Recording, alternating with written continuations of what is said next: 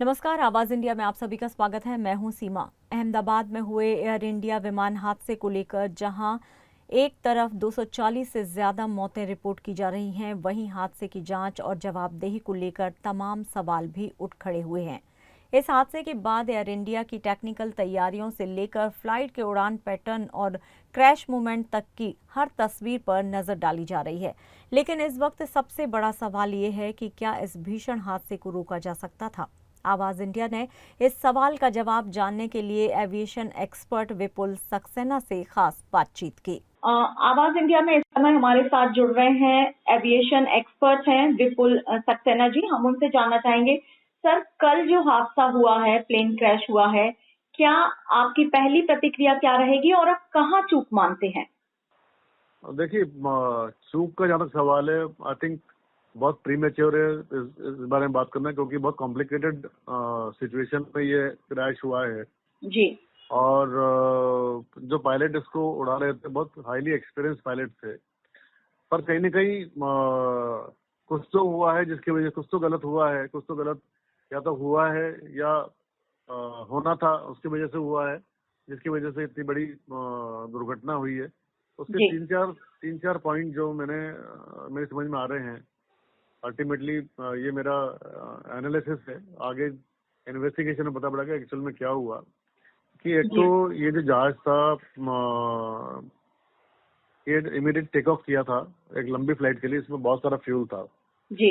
और take off के बाद जो है, जो वीडियोस टीवी चैनल पे दिखाई जा रही हैं, उसमें जो दिख रहा है कि भाई वो जहाज 600 फीट पर पहुंचने के बाद भी उसने अपने व्हील्स को रिट्रैक्ट नहीं किया, जो कि एक बहुत एबनॉर्मली ऐसा होता नहीं है। नॉर्मली 100 फीट के बाद 100 फीट तक जो है रिट्रैक्ट हो जाता है, क्योंकि अगर आप नीचे रखेंगे उसको तो आपको पावर की एक्स्ट्रा जरूरत होती है, और उस समय जब आप क्लाइंब करते हो तो आपका पावर ऑलरेडी आपकी नीड ज्यादा होती है, तो इसलिए जो है 100 फीट के पहुंचते पहुंचते व्हील्स आप अप कर लेते हो।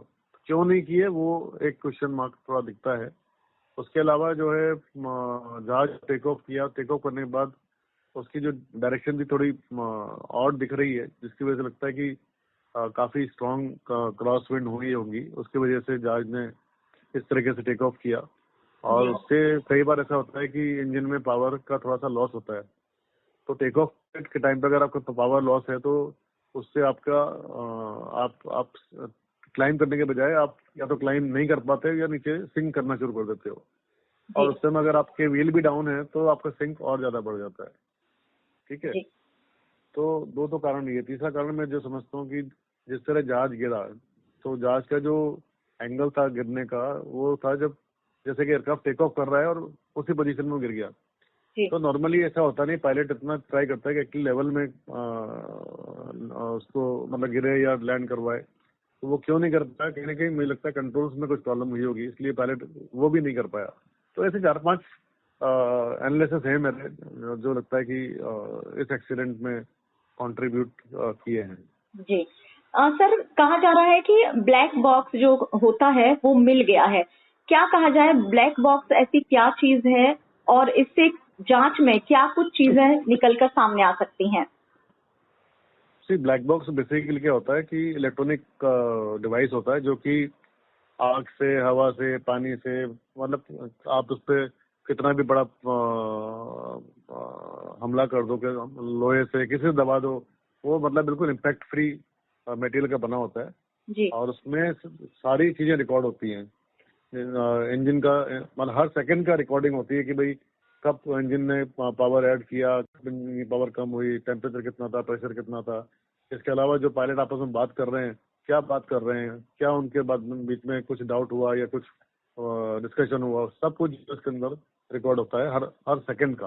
जी। तो ब्लैक बॉक्स जो मिल गया है, तो उसका जब वो उसको ट्रांसक्रिप्ट निकालेंगे तो उससे पता पड़ेगा कि एक्चुअल में एयरक्राफ्ट के अंदर क्या हुआ और पायलट उसको क्या समझे और उन्होंने किस तरह से इसको प्लान किया।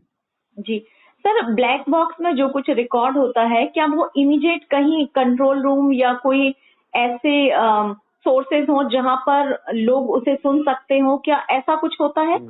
नहीं, ऐसा कुछ नहीं होता। जी। और एक बात और जानना चाहेंगे कि बोइंग विमान जो है, कहा जाता है इसकी कार्य क्षमता जो होती है वो 40 साल तक ये काम कर सकता है, फ्लाई कर सकता है, ड्रीमलाइनर। अगर इस जो AI-171 की हम बात कर रहे हैं, बोइंग विमान 787 ड्रीमलाइनर की, ये इतना पुराना विमान तो नहीं था। इसे कुछ ही साल पहले ड्रीमलाइनर में बोइंग में शामिल किया गया था। तो क्या इसमें कहीं कुछ चूक हो सकती है इसके रख रखाव में? नहीं, शुरू में जब ये जहाज आई थिंक 2011 में इंट्रोड्यूस किया था, नई टेक्नोलॉजी थी, तो शुरू में 1-2 साल थोड़ा इशू आए थे, पर वो मैन्युफैक्चरर्स को सब रिजॉल्व कर लिया और पिछले लास्ट 10 साल में इसका रिकॉर्ड बहुत अच्छा रहा है। और ये मतलब बोलते हैं चॉइस ऑफ एयरक्राफ्ट रहा है लोगों का। अगर आप पूछो लोगों से कि भाई आप ड्रीमलाइनर में जाना चाहोगे या एयरबस जाओगे तो बोलेंगे ड्रीमलाइनर में जाएंगे, बिकॉज कंफर्ट लेवल बहुत अच्छा है, सीट्स वगैरह अच्छी है, लेग स्पेस अच्छी है और सेफ्टी रिकॉर्ड इसका काफी अच्छा है। तो उस लिहाज से मैं ऐसा कोई मुझे लगता नहीं है कि कोई ऐसा कोई खराब रिकॉर्ड रहा है। जी जी सर, बहुत बहुत धन्यवाद सर, आवाज इंडिया से बात करने के लिए आपका। धन्यवाद।